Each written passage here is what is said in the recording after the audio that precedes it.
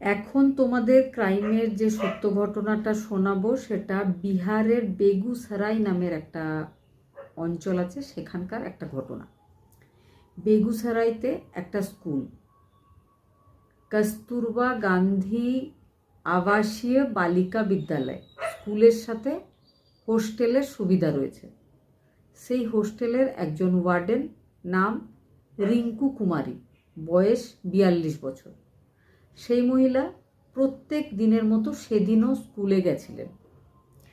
ডেটটা ছিল 4 এপ্রিল 2021, লকডাউনের সময়। সেই সময় কিন্তু ছাত্রছাত্রীরা স্কুলে কেউ ছিল না, অফিসিয়াল কাজকর্ম আর মাঝে মধ্যে অনলাইন ক্লাস হতো। সেই জন্য সেই ভদ্রমহিলা স্কুলেই ছিলেন সেই সময়। কিছুক্ষণ পরে তাদের ছুটি হয়ে যাবে। দুপুরবেলায় 1টার সময় মহিলার বড় মেয়ে তেজস্বিনীর ফোনে একটা কল এসেছিল। সেই কলে তাকে জানানো হয়েছিল যে তার মা রিঙ্কু দেবী স্কুলেই গলায় দড়ি দিয়ে নিজেকে শেষ করেছে। তেজস্বিনী অবাক হয়ে যায়। তেজস্বিনীর 2 বোন ছিল, 3 মেয়ে ছিল রিঙ্কু দেবীর। তারা 3 জনে ছুটে স্কুলে এসে পৌঁছেছিল। তারা এসে দেখে যে একটা ক্লাসের মধ্যে তার মা নিজেকে শেষ করেছিল। মেয়েগুলো যখন এসে পৌঁছেছিল তার আগেই তার বডিটা নামিয়ে ফেলা হয়েছিল। পুলিশ, গার্ড সবাই সেখানে ভিড় করে আছে। 3 জন মেয়ে সেখানে গিয়ে চিৎকার করে বলতে থাকে যে আমাদের মা ডিভোর্সি, আমাদেরকে মানুষ করাই ছিল তার জীবনের প্রধান উদ্দেশ্য। আমাদেরকে এইভাবে একলা ফেলে রেখে আমার মা এই ঘটনা ঘটাতেই পারে না। তারা বারবার চিৎকার করে এটাও বলে যে এই ঘটনা কে ঘটিয়েছে আমরা জানি। তারা একটা নামও বারবার বলছিল, পুলিশকেও বলে। পুলিশ কিন্তু কমপ্লিটলি ইগনোর করে বড় মেয়ে বা মেজো মেয়ে কী বলছে সেই ব্যাপারে। কোনো দিকে কান না দিয়েই বডিটাকে নিয়ে তারা সেখান থেকে চলে যায় পোস্টমর্টম করার উদ্দেশ্যে। এই সঙ্গে আরও একটা ব্যাপার বলে রাখি, কেউ আসার আগেই কিন্তু বডিটাকে নামিয়ে মেঝেতে শুইয়ে রাখা হয়েছিল। দ্বিতীয়ত, যখন বডিটা নামানো হয়েছে পুলিশ টিম এসেছে, কিন্তু ফরেন্সিকের টিমকে খবরও দেওয়া হয়নি। আমরা সবাই জানি যে ফরেন্সিক টিমের গুরুত্ব কতখানি এই ধরনের অস্বাভাবিক মৃত্যুতে, কিন্তু ফরেন্সিক টিমটাকে যেন ইচ্ছা করেই ডাকা হয়নি। আরও একটা সবথেকে আশ্চর্য হওয়ার যে বিষয়টা সেটা হচ্ছে যে ওই যে স্কুল, ওখানে 6খানা সিসিটিভি ক্যামেরা ছিল। আশ্চর্যজনকভাবে সেই 6খানা ক্যামেরায় যখন ওই মহিলা ওই ঘটনা ঘটিয়েছিল সেই সময় অফ ছিল। মহিলা নিজেকে শেষ করে ফেলার পর আবার নিজেই সব সিসিটিভিগুলো অন হয়ে গেছিলো বা খারাপ সিসিটিভিগুলো ঠিক হয়ে গেছিলো। সকালবেলায় 9টার সময় মহিলা যখন স্কুলে ঢুকেছিলেন সেই সময় কিন্তু সব কটা সিসিটিভি একদম ঠিকঠাক চলছিল। মহিলাকে ঢুকতে দেখা যায়, তারপরেও বার কয়েক মহিলাকে এদিক ওদিক ঘোরাঘুরি করতে দেখা যায়। কিন্তু যে সময় মহিলা ওই ঘটনা ঘটিয়েছে 1টা থেকে 2টোর মধ্যে, সেই সময় কিন্তু সব সিসিটিভি ক্যামেরা খারাপ হয়ে গেছিলো, আবার পরবর্তীকালে নিজে ঠিক হয়ে গেছিলো। পুরো ব্যাপারগুলো শুনে বা জেনে যে কোনো স্বাভাবিক বুদ্ধিসম্পন্ন লোক এটাই বলবে যে ব্যাপারটাতে যা রহস্য সেখানেই লুকিয়ে আছে। ওই সময়টার মধ্যে মহিলার সাথে এই ঘটনা কেউ ঘটিয়েছে। কখনোই তিনি নিজে এই ঘটনা ঘটাননি, কিন্তু সেই ধরনের কিচ্ছু হয়নি এই ব্যাপারটাতে। পোস্টমর্টম রিপোর্ট আসে, রিপোর্টে জানিয়ে দেওয়া হয় যে মহিলা নিজেকে শেষ করেছে। 3 মেয়ে চিৎকার করে বারবার বলতে থাকে যে কি হওয়ার সম্ভাবনা আছে। তারা পরিষ্কার জানাতে থাকে যে কে এই ঘটনা ঘটিয়েছে, কিন্তু তাদের কোনো কথায় কান দেওয়া হয়নি। 1.5 মাস কাটে। মেয়েদের মনে হয় যে এইভাবে বসলে তো চলবে না। কারোর সাথে কথা বলার পর তারা জানতে পারে যে লোয়ার কোর্টে তাদের যাওয়া উচিত। তারা সেটাই করেছিল। লোয়ার কোর্টে যায়, সেখানে আবেদন জানায়, সেখানে শুনানি শুরু হবে এই আশা তারা করেছিল। তারা কিন্তু শুনেছিল কোথাও থেকে, বিশেষ করে পুলিশের কাছ থেকে যদি সাহায্য না পাওয়া যায় তখন কোর্টের দ্বারস্থ হওয়া উচিত। সেই জন্যই 3 মে কোর্টে গেছিল। 2021 থেকে 2025 সাল আসে, 4 বছর কাটে। লোয়ার কোর্টে একটার পর একটা তারিখ দেওয়া হয়, একদিনও কোনো শুনানি হয়নি, কোনো তদন্ত হয়নি, কোনো কিছু এগিয়েও যায়নি। হঠাৎ করেই একদিন লোয়ার কোর্ট থেকে কেসটাকে ক্লোজ করে দেওয়া হয় 3 মেকে না জানিয়ে। ক্লোজ করতে গিয়ে বলা হয় যে সব তদন্ত করে দেখা হয়ে গেছে, মহিলা সুসাইড করেছিল, আর কোনো কারণ নেই বা সন্দেহজনক কিচ্ছু নেই ওই মহিলার মৃত্যুর মধ্যে। ইতিমধ্যেই কিন্তু মেয়েরা পুলিশ ডিপার্টমেন্টের যে বড় বড় অফিসাররা রয়েছে তাদের লিস্ট তৈরি করে গুগল থেকে সার্চ করে। আইজি, এসপি, ডিএসপি, ডিআইজি সবার সাথে দেখা করে। কোথাও থেকে কিন্তু কোনো রকম হেল্প তারা পায়নি। সব জায়গা থেকেই তাদেরকে বুঝিয়ে সুঝিয়ে বাড়ি পাঠিয়ে দেওয়া হয় যে কোনো সন্দেহের ঘটনা নেই, তোমরা যাও, কিচ্ছু করার নেই। তোমাদের মা ডিপ্রেশনে ছিল, সেই জন্য সে নিজেকে শেষ করেছে। কিন্তু মেয়ে সব জায়গায় চিৎকার করে বলতে থাকে যে কখনো তাদের মা তাদের 3 জনকে এইভাবে ঝামেলার মধ্যে ফেলে রেখে নিজেকে শেষ করতে পারে না। যদি অন্য কোনোভাবে মৃত্যু হতো তাহলে হয়তো আমরা মেনে নিতে পারতাম। এই ক্ষেত্রে যে সুসাইডের ব্যাপারটা দেখানো হচ্ছে সেটা আমরা মানতে পারি না। কিন্তু কে কার কথা শোনে, কোনো লাভ হয়নি। এবার মেয়েরা কারোর কাছে জানতে পারে যে আকাঙ্ক্ষা মালবিয়া নামের একজন মেয়ে পাটনা হাইকোর্টে ওকালতি করে।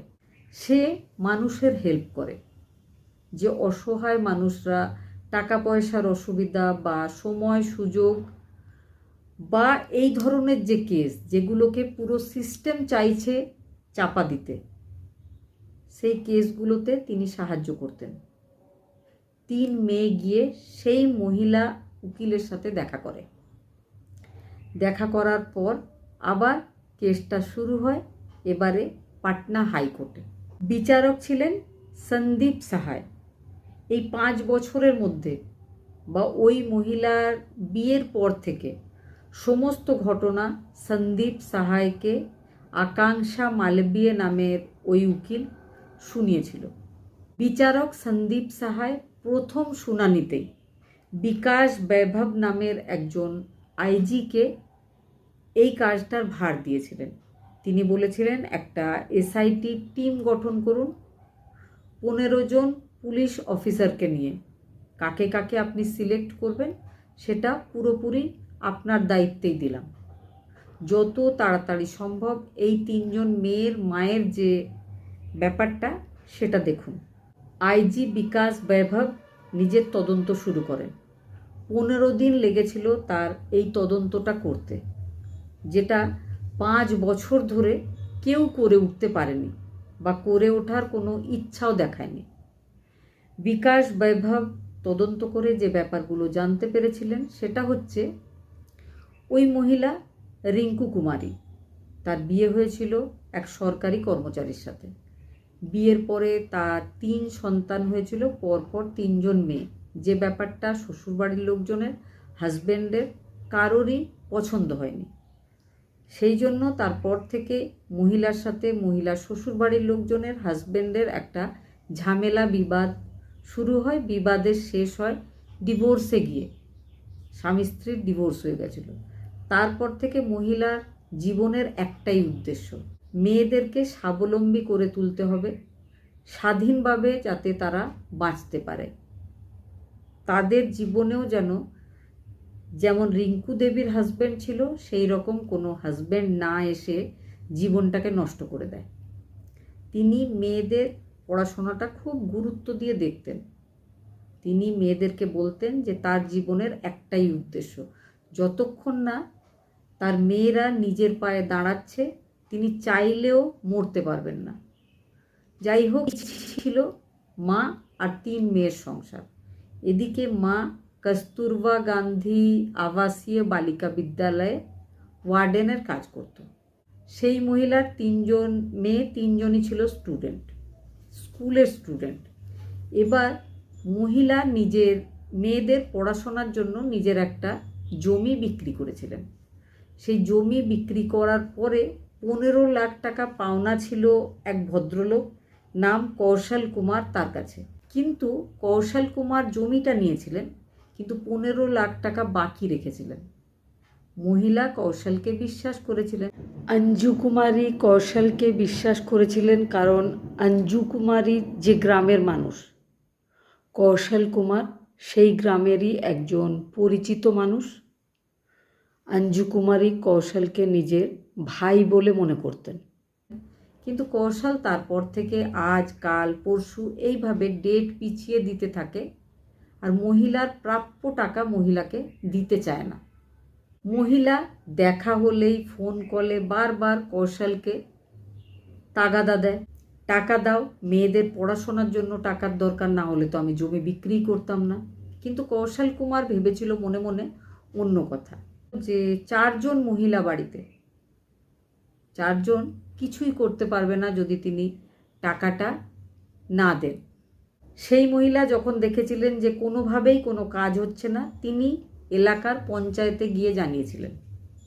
পঞ্চায়েত থেকে কৌশল কুমারকে ডেকে সবার সামনে একটা কাগজে লিখিয়ে নেওয়া হয় 4 এপ্রিল 2021 বিকেলবেলায় 4টের সময় পঞ্চায়েতে সবার সামনে 15 লাখ টাকা দিয়ে দিতে হবে। যেদিন মহিলা মারা গেছিল সেদিন কিন্তু ওই 4 এপ্রিল 2021 যেদিন কৌশল কুমারের কথা ছিল রিঙ্কু কুমারীকে টাকাটা দেওয়ার। মহিলা স্কুলের পরে পঞ্চায়েতেই যেতেন টাকাটা নেওয়ার জন্য। তার আগেই সেই কৌশল কুমার ওই স্কুলের একজন গার্ড, নাম ছিল অজিত কুমার, তার সাথে একটা প্ল্যানিং করে ফেলে। অজিত কুমারকে তার জন্য মোটা অঙ্কের টাকাও দেওয়া হয়। অজিত কুমারকে বলা হয়েছিল যে ঠিক ওই সময়টাতে সিসিটিভি ক্যামেরাগুলো অফ করে দিতে হবে। অজিত কুমার কিন্তু ঠিক টাইমলি ওই কাজটা করে ফেলেছিল। দুপুরবেলায় 1টার কিছুক্ষণ আগে কৌশল কুমার স্কুলের পেছন দিকে দেওয়াল টপকে স্কুলের ভেতর ঢুকেছিল। এসে মহিলার গলা চেপে মহিলাকে মেরে ফেলার পরে মহিলার যে ক্লাসে রয়েছে একটা দড়ি দিয়ে সেখানকার ফ্যানে তাকে টাঙিয়ে দিয়েছিল, আর তার এই কাজে তাকে হেল্প করেছিল ওই স্কুলের একজন গার্ড যার নাম অজিত কুমার। আবার যে দেওয়াল টপকে এসেছিল কৌশল কুমার, আবার সেখান দিয়েই সে ফিরে যায়। সে ফিরে যাওয়ার পরে অজিত কুমার সব সিসিটিভি ক্যামেরাগুলোকে অন করে। অন করার পরে সে খবর দিয়েছিল স্কুলের অন্যান্য টিচারদেরকে, আর খবর দিয়েছিল সেই মহিলার বাড়িতে। 15 দিন পরে যখন এই পুরো ব্যাপারটা সবার সামনে এসেছিল, অ্যারেস্ট করা হয়েছিল স্কুলের গার্ড অজিত কুমারকে, আর মহিলা যার কাছে 15 লাখ টাকা পেত সেই কৌশল কুমারকে। তাদের জিজ্ঞাসাবাদ হয়েছে, কিন্তু আইজি বৈভব কুমার যে তদন্তটা করেছে তার মনে হয়েছে এই ব্যাপারটাতে শুধু ওই দুজন কিন্তু দায়ী আছে বা ওই দুজনই চক্রান্ত করেছিল এমন নয়। বৈভব কুমারের টিমের মনে হচ্ছে যে পুলিশ কর্মচারীরা ওই এরিয়াতে ডিউটিতে ছিল তারাও এই ঘটনার সাথে যুক্ত রয়েছে। কারণ তারা সেই দিন যখন বডি নামানো হচ্ছিল তখন ওখানে ফরেন্সিকের কোনো টিম নিয়ে আসেনি কেন, যেটা কিন্তু একটা প্রাথমিক ব্যাপার। অস্বাভাবিক কোনো মৃত্যু হলেই ফরেন্সিক টিম সেখানে অবশ্যই আনা হয়। ওই সময় থানাতে যে কর্মচারীরা কর্মরত ছিল সবাইকে সাসপেন্ড করা হয়েছে, সবার ব্যাপারে তদন্ত চলছে। পরে বোঝা যাবে যে তারাও এই ব্যাপারে জড়িয়ে ছিল কিনা। কিন্তু এই যে ঘটনাটা আমি বললাম, 3জন মেয়ে 5 বছর ধরে চেষ্টা করেছে মাকে কে মেরে ফেলেছে সেটা বোঝার। লোয়ার কোর্ট কেস ক্লোজ করেছে, পুলিশ থানা সাহায্য করেনি, তারা কিন্তু হার মানেনি। আইজি, ডিআইজি, এসপি, এসএসপি কারো কাছ থেকে কোনো হেল্প পায়নি, তাও কিন্তু তারা হেরে যায়নি। গল্প বলতে গেলে 5-10 মিনিটে গল্প শেষ হয়ে যায়, কিন্তু একবার ভেবে দেখবেন সিস্টেমের সাথে বাচ্চা বাচ্চা 3টে মেয়ে লড়াইটা কিভাবে করেছিল। না জানি কত বিপদের সম্মুখীন হতে হয়েছিল ওই 3জনকে, কিন্তু তারা হেরে যায়নি, দমে যায়নি, তারা লড়াই করেছে। 5 বছর পরে তাদের মায়ের যে আততায়ী, যারা দোষী তাদেরকে জেলের পেছনে পাঠাতে সক্ষম হয়েছে। আমরা সবাই জানি মেয়ে হয়ে সিস্টেমের সাথে লড়াই করাটা যে কতটা কঠিন। 2025 সালে মহিলার বড় 2 মেয়ে গ্র্যাজুয়েশন কমপ্লিট করেছে। বর্তমানে সবথেকে ছোট মেয়ে লুসি সেকেন্ড ইয়ারের স্টুডেন্ট। ঘটনাটা শোনার পরে আপনাদের বক্তব্য কমেন্টে জানাবেন।